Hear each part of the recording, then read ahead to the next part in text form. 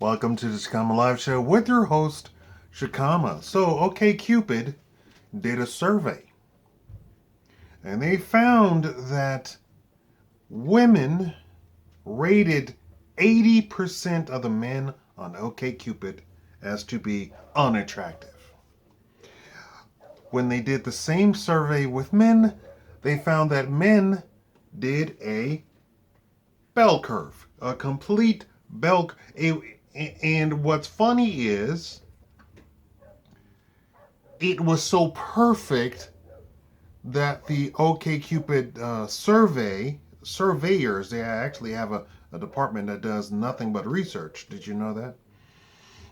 So the researchers actually started questioning whether or not the results were actually true because it was so perfect. It was the perfect bell curve.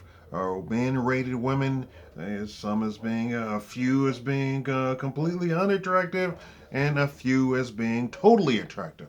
Versus the women all lumping all of the men as being unattractive, except for 20%.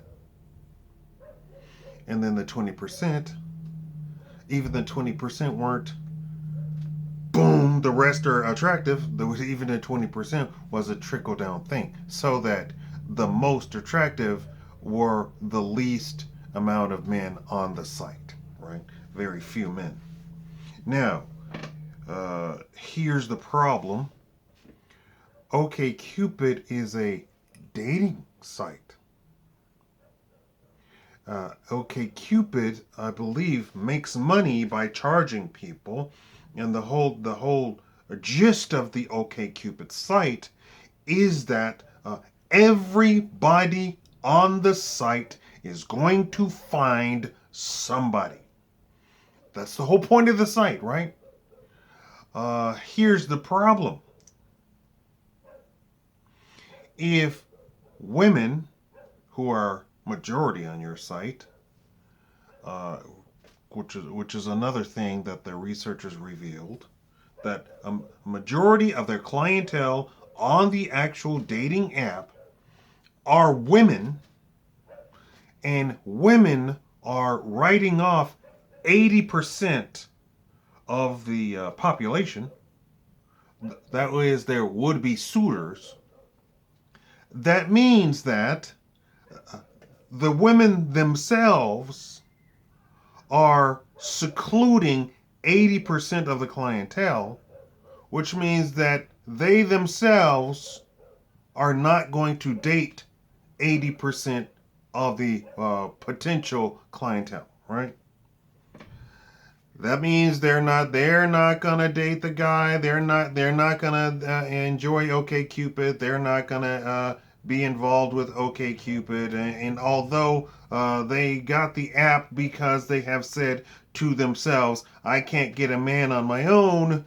I'm gonna go and do this app, and this app is gonna find me a man." Well, the app has done everything that it possibly can, even a little bit of shenanigans, but we won't talk. You didn't hear that from me because I ain't one to gossip. You are not going to be a paying customer. So if you're not going to date 80% of the clientele, the app was trying to find some way. They were pulling their hair out. But why were they really pulling their hair out? Not because of their survey, because perhaps their survey was just an anomaly. Perhaps just the women on OkCupid were unique. Well, that's not the case. Tinder did the same exact thing. I believe Tinder actually started out as no, that was Facebook. Tinder did the same exact thing. They put out a survey and they asked women, please rate these guys on how attractive you think they are. 80% of the men, the women swiped. Is it left? Is left is a no? 80% said no. These are not attractive men. Here's the thing. In statistics, even in attractiveness, it's impossible that, in fact, objectively,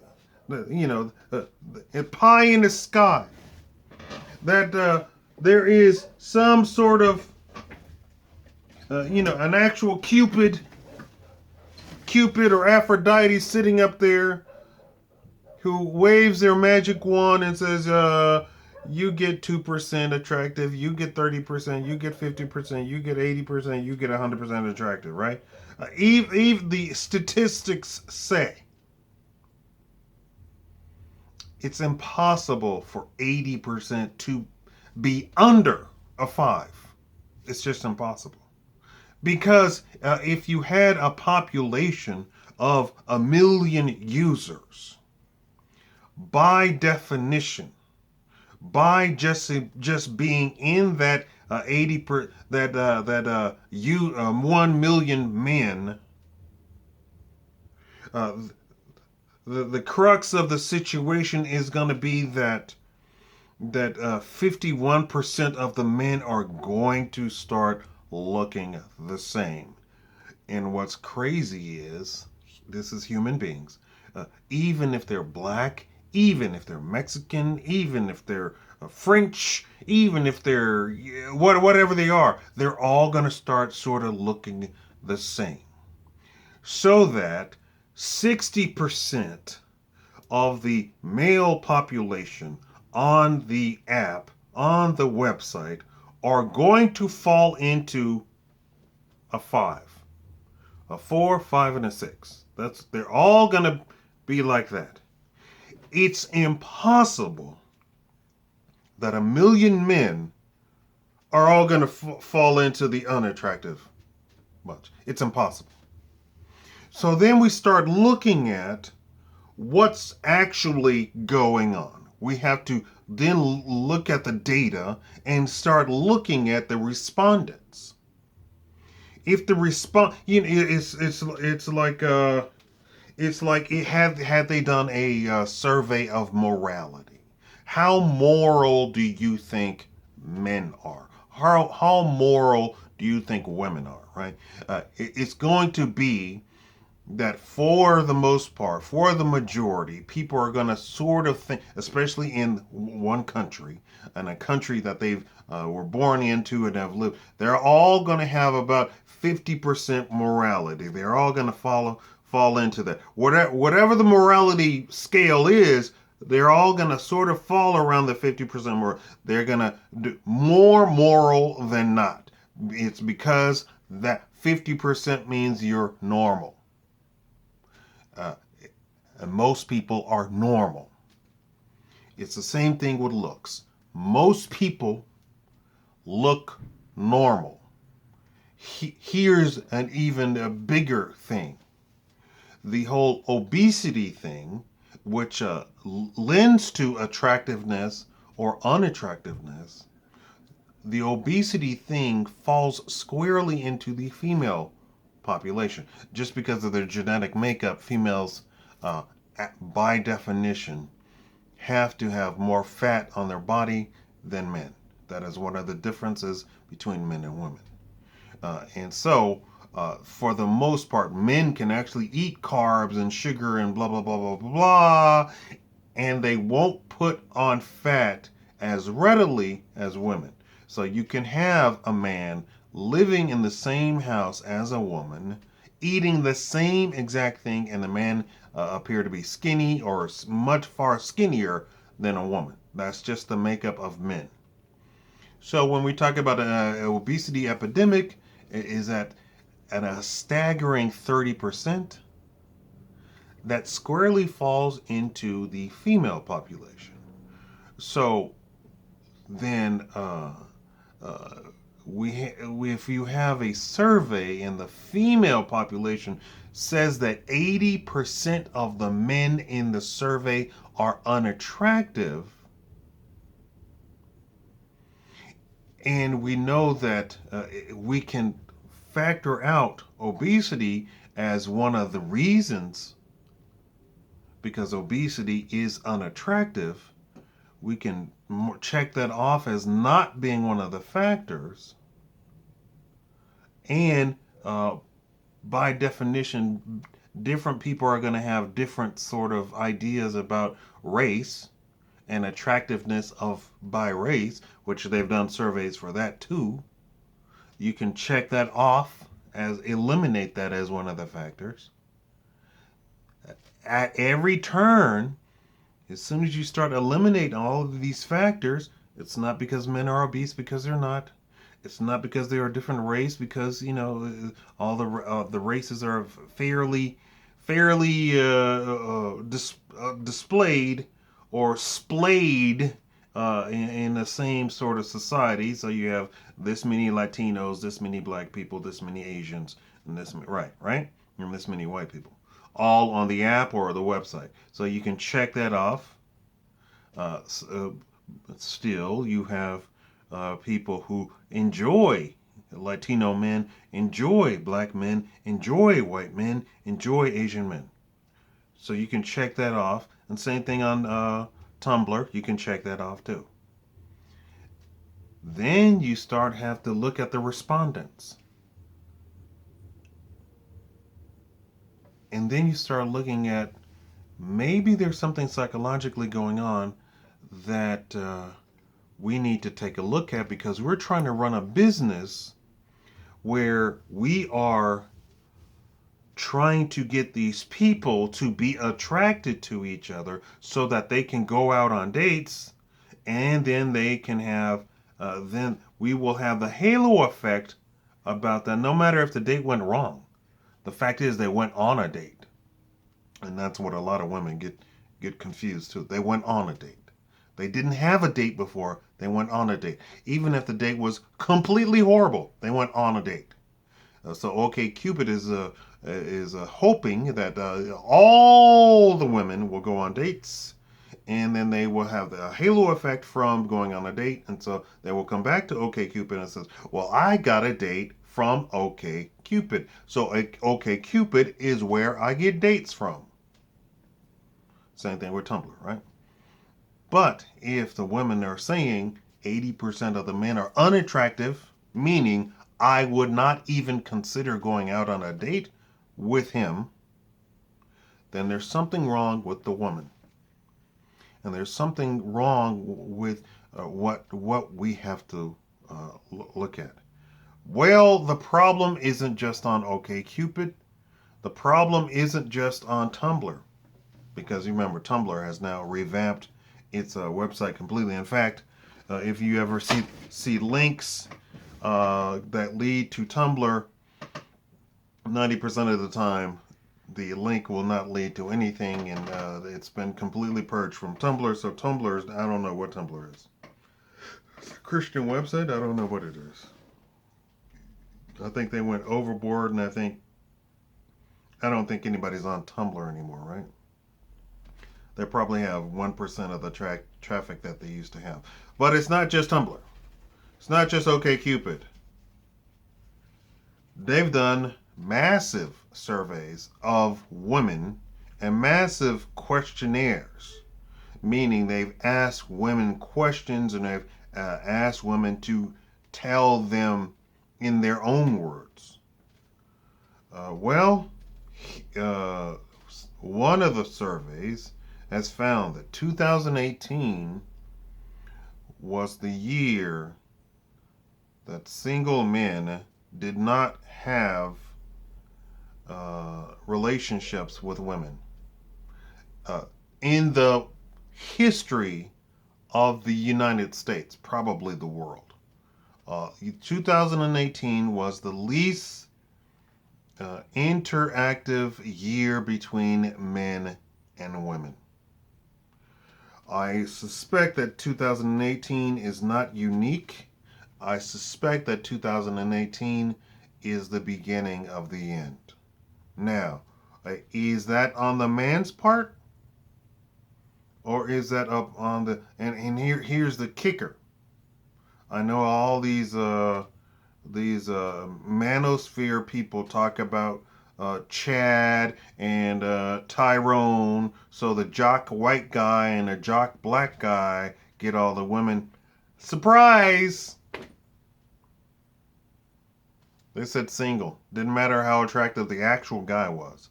The actual guy didn't have relations with women in 2018. Uh, the, Now, I don't know if they stipulated that these were mostly young men, but I believe it was just simply single men. So it had nothing to do with Chad, had nothing to do with Tyrone. So the jock black guy and the jock white guy, nothing. The good looking white guy, good looking black guy, nothing. Had nothing to do with it. It was squarely the woman. Squarely the women are shutting down. This is interjected with the massive influx of articles talking about where have all the good men gone. Who's writing these articles? At the heart of all of these articles are 40-year-old single moms. And we're not talking about Shaniqua down the road. We're talking about, oh, her name's not Taylor Swift. It's one of those types of women. It's the millionaire woman. She's good looking. She's a single mom, but she's a millionaire, and she's talking about where have all the good men gone. We have now had a preponderance of article, and they're just not just in feminist magazines. These are on these they're showing up on Forbes. They're showing on Wall Street Journal. They're showing on the Washington Post. They're showing up on Inc. magazine. Where have all the good men gone? And then we have all of these men need to step up, which is really funny because then this just seems to then we turn back to that survey that the women would dare say 80% of the men are unattractive, less than a 4.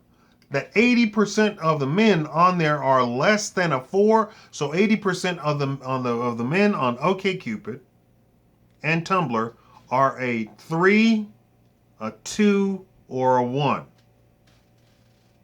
Now, when I say it like that, does it sink in how impossible that is? That all the men, 80% is basically all, right? 80% means that you would almost never see an attractive man. That 80% of the men are a 3, a 2, or a 1. A 3, a 3.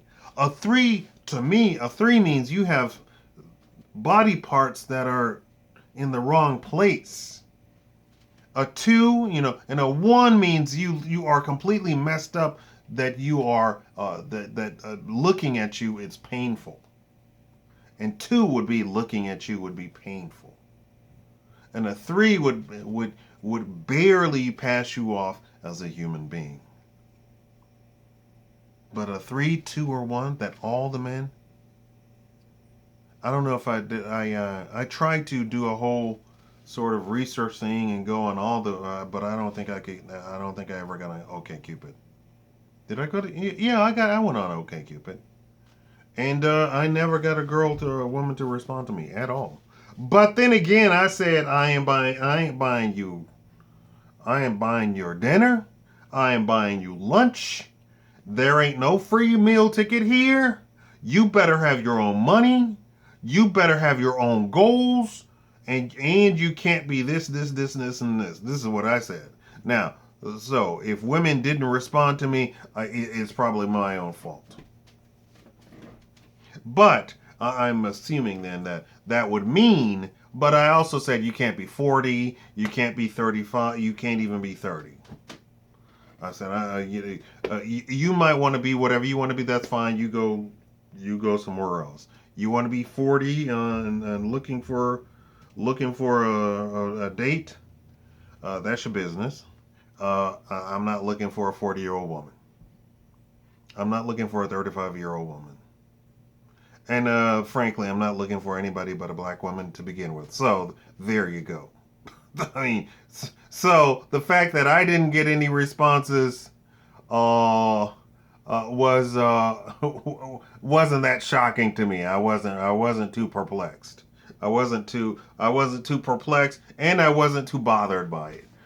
I was mainly actually looking at the profiles. I wasn't actually looking to get a date. Uh, I guess if I was looking to get a date, I guess I would say, "Oh yeah, I'll buy you dinner and I'll buy you lunch and we can cuddle and I won't touch you and then you could run on home and I'll pick you up and drop you off and bring you flowers and bring you chocolate because that's the farce of how relationships are. Although she makes more money than me, right?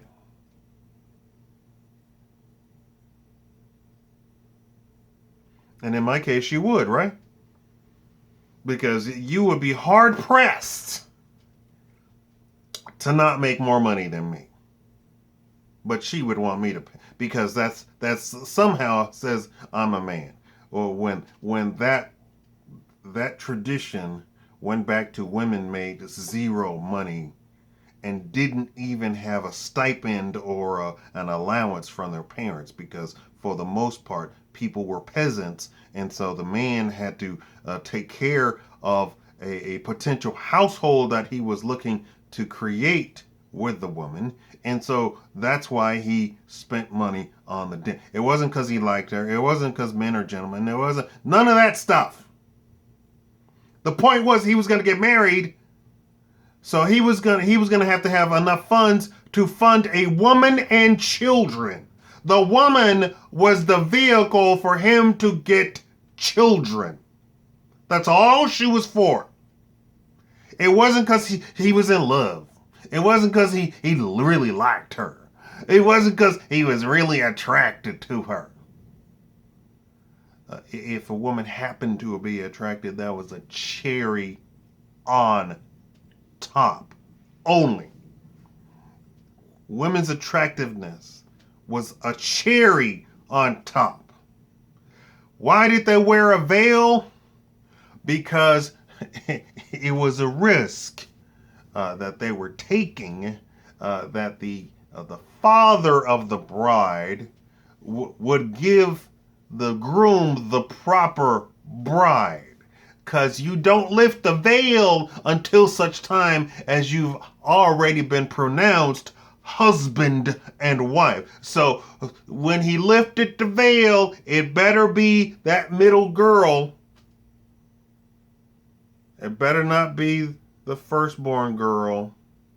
And it better not be the baby girl. It better be that middle girl that he had that cherry on top, that she was good looking. Oh, it's the firstborn that nobody wants. Oh, darn it. And he couldn't renege on a deal because it was a deal. That's why he paid for lunch. That's why he paid for dinner. She was the vehicle for him to have children. So now we come to the 20th century and women have, I guess, completely forgotten that part.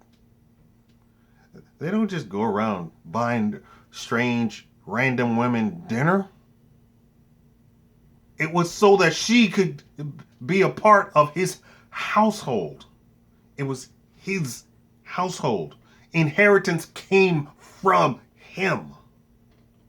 And when he died, she would get some inheritance, maybe. Or the firstborn gets the inheritance. And the firstborn then continues to take care of the woman.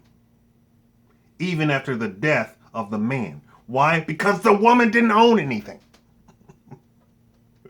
That's why they paid for dinner. Because the woman didn't own squat. She was taken care of. And, hold on, she had to be noble. Peasants served the noble. So she was taken care of if she was a noble. Peasants didn't get their dinner paid for. Peasants didn't get their lunch paid for. Peasants didn't get a new dress. Peasants didn't get a pearl necklace. Peasants didn't get a trip to India. Peasants didn't get a brand new carriage. That's only happened to nobles. But we're conflating all of this, that women are trying to pursue the noble guy. Less than 1% of the population in the South owned plantations. You didn't hear me say anything but 1% of the population in the South owned plantation. That means 99% of the people in the South were the peasantry, were the workers, hint, hint.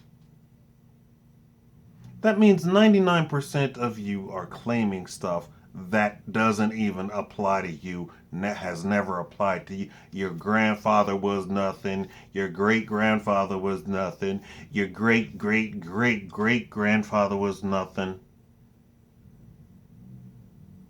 So these women trying to have been sold a bill of goods that doesn't apply to them. Honey, you're peasantry. You're a serf. Worse, you're a serf. Worse, you're a serf. You come from serfdom. 80% are unattractive. That's some stuff right there. That means that 2018 single men, were unlucky in love, no matter if they had muscles, no matter if they had six packs, no matter if they had Fabio hair. Something's worse than it is. But I have good news. That doesn't apply to Christian women. That doesn't apply. The Christian women know their place, and they know the place of the man. Don't get it twisted. I'm not insulting you. The Christian women they'll know their place, and they know the place of the man, and they're not having that problem. They're getting married at 18, 20, 22, 24. Where have all the good men gone? They're married. Most likely to a Christian woman. Most likely to a Christian. Of the people who marry between the ages of 18 to 25, I believe if you took a survey, probably a good 60 to 70%, or let's just say 75%. Let's go with the actual thing. 75% of the country is now Christian, although the left is trying to say that they're now controlling the country. That is not the case. We have more people in the church now in this country, the United States, than ever before in the history of the country. That's even before, when the country was actually controlled by Puritans and controlled by Protestants and stuff like that. Did you know that was the history of the United States? That the governors of these individual states were super religious people who then did all sorts of things where you had to be a part of their church? To be a part of their state, you had to be a part of their church? True story. Even so, today there are more Christians in the United States than ever before. The country is now 75% Christian. And so then for people to say, okay, this is a Christian nation, and then the people on the other side say, oh, it's not a Christian nation, this isn't a religion. These people are living in some sort of weird bubble by themselves. I'm not promoting anything, I'm telling you statistics. Okay. I want to give a hypothesis that of the women and men who are getting married between the ages of 18 and 25, I believe you will find that 75% of those will be Christian.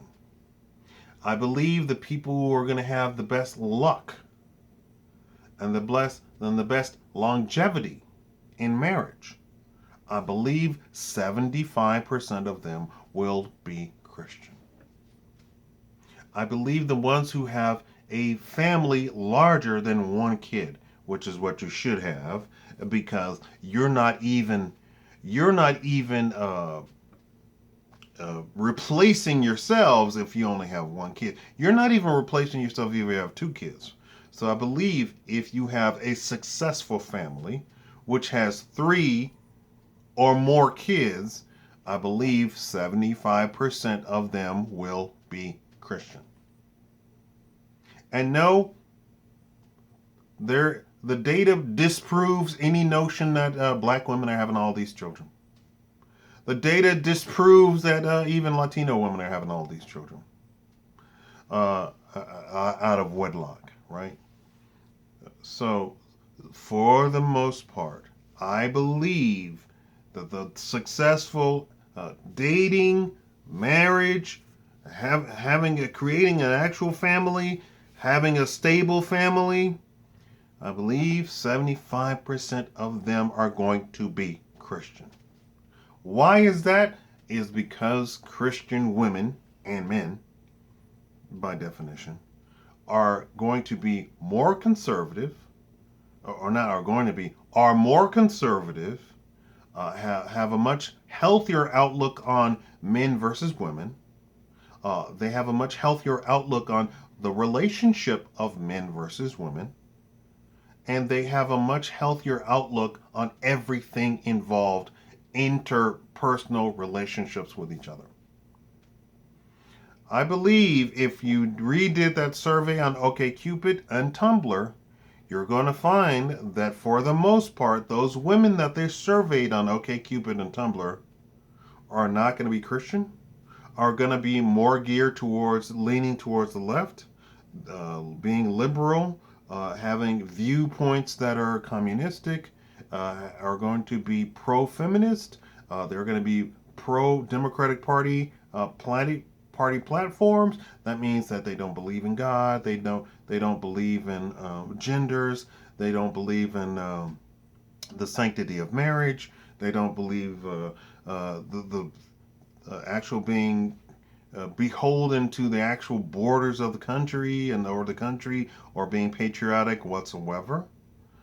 And so then these people, those types of people, have a very unhealthy outlook on men versus women.